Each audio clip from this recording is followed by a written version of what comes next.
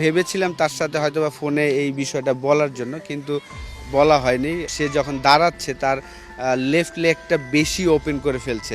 যখনই আপনি open chest হয়ে খেলবেন, anything outside the off stump ball কিন্তু আপনার বডি ওইখানে যাবে না। আসলে আমি চাই না কেন কে কেমনভাবে নেয়, এই কারণে আসলে বলতে চাই না। সাগরিকায় সবার আগে মুশফিকের এন্ট্রি। দল যখন আসেনি তারও 2 ঘন্টা আগে মুশফিকুর রহিম একা মাঠে এসেছেন ব্যাটিং প্র্যাকটিস করতে। একটাই কারণ, ব্যাট প্যাচ চলছে। খারাপ সময় যাক কিংবা ভালো সময় যাক, মুশফিকুর রহিমের ডেডিকেশন নিয়ে কিন্তু কোনো প্রশ্ন নেই। টেস্টে বাংলাদেশের সেরা যে কয়েকটা পার্টনারশিপ, সেখানে প্রথম 20টাতেই কিন্তু মুশফিকুর রহিম আছেন 9টাতে। তার মধ্যে মোহাম্মদ আশরাফুলের সঙ্গে 2বার তিনি বড় পার্টনারশিপ করেছেন। গলে 267 কিংবা কলম্বোতে 191 রানের যে পার্টনারশিপ, সেই পার্টনারশিপে খুব কাছ থেকে আসলে মোহাম্মদ আশরাফুল মুশফিকুর রহিমকে দেখেছিলেন। মুশফিকের এই যে বাজে সময়টা, সেটা আসলে কেন? সামহাও তার খুব টাফ টাইম যাচ্ছে, কি মনে হয় আপনার কাছে? রিসেন্টলি সত্যি কথা কি, তার খেলা দেখে আমার কাছে যেটা মনে হয়, তার স্টান্সের একটু প্রবলেম আমার কাছে মনে হচ্ছে। যে তার ফুটওয়ার্কটা যদি দেখেন, 2 পায়ে যেভাবে সে স্টান্স নিচ্ছে, আগের স্টান্স থেকে এখন একটু ডিফারেন্ট, একটু ওপেন চেস্ট হয়ে খেলছে। যখনই আপনি ওপেন চেস্ট হয়ে খেলবেন, anything outside the off stump ball কিন্তু আপনার বডি ওইখানে যাবে না।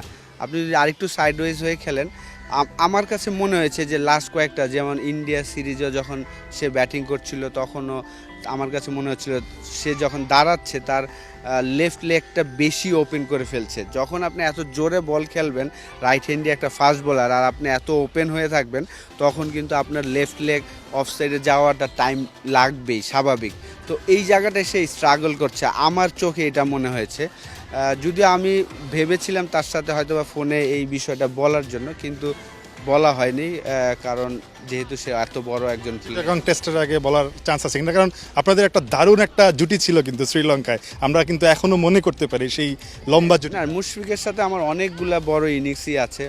গল টেস্টে আমরা যেটা ড্র করেছিলাম, মুশফিক প্রথম ডাবল সেঞ্চুরি করেছিল, আমি 190 করেছিলাম। আমার ফার্স্ট ক্যাপ্টেন্সিতে যখন খেললো, সেখানেও আমাদের একটা 267 রানের একটা পার্টনারশিপ ছিল।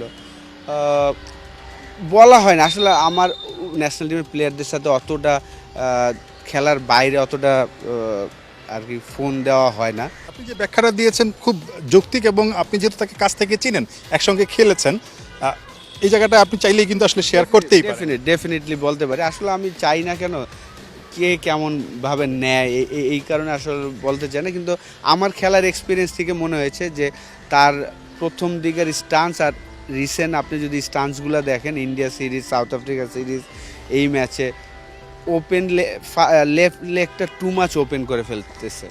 মুশফিকুর রহিম ঠিক এই জায়গা থেকে টেস্টে তার ক্যারিয়ারটাকে আপনি কোন জায়গাটা দেখছেন, বা কি মনে হচ্ছে মুশফিক আরও কত দিতে পারে বাংলাদেশের টেস্ট ক্রিকেটকে? আমি ব্যক্তিগতভাবে আশা করব যে আমরা সবাই যেন মুশফিককে নিয়ে আসলে আর প্রশ্ন না করি, জাস্ট 5টা ম্যাচ তাকে এনজয় করতে দেই। কারণ প্রথম বাংলাদেশি হিসাবে 100তম টেস্ট খেলার একটা অপরচুনিটি তার এসেছে।